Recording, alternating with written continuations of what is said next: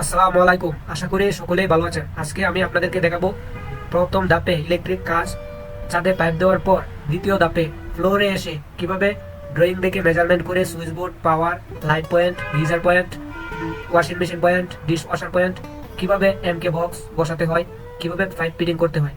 যদি ভিডিওটা ভালো লাগে কন্টিনিউ করেন এবং smart creative Facebook page follow করেন এবং ইউটিউব চ্যানেল সাবস্ক্রাইব করেন।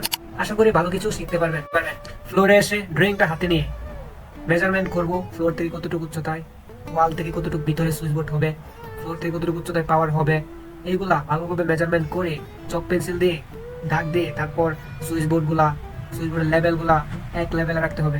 যেরকম প্রথমে একটা মেজারমেন্ট নিতে হবে ড্রয়িং অনুযায়ী নিয়ে, তারপর ওয়াটার লেভেল পাইপ দিয়ে একদম এক মাপে ওয়াটার লেভেল করে সুইচ বোর্ডগুলো বসাতে হবে। এই যে দেখতে পাচ্ছেন হাতে স্পিরিট লেভেল, এটাকে স্পিরিট লেভেল বলে, এটা দিয়ে লেভেল করে এটার মাঝখানে পানি আছে সেটা আপনার হাতে নিয়ে দেখতে পাবেন। একদম যদি স্পিড লেভেলটা সোজা থাকে তাহলে পানিটা মাঝখানে থাকবে। তো এতে করে আমাদের লেভেল করাটা অনেক সহজ হয়ে যায় এবং দ্রুত করা যায়। যদি 4-5টা পাইপ হয় তাহলে ওয়্যার ম্যাক্স দিয়ে রাজমিস্ত্রির প্লাস্টারের জন্য অপেক্ষা করব। তারপর আমাদের পরবর্তী ধাপের কাজ শুরু হবে তার টানা। তার টানার পর চুনা এক কোট রঙের মারার পর আমরা সুইচ সকেট লাগাবো। তো এইভাবে আমরা ইলেকট্রিক কাজ করে থাকি। আমি শর্টকাটে দেখানোর চেষ্টা করছি আপনাদেরকে। যদি আপনাদের কাছ থেকে ভালোবাসা ফিডব্যাক পাই তাহলে আরো ভালোভাবে আপনাদেরকে দেখাতে পারবো।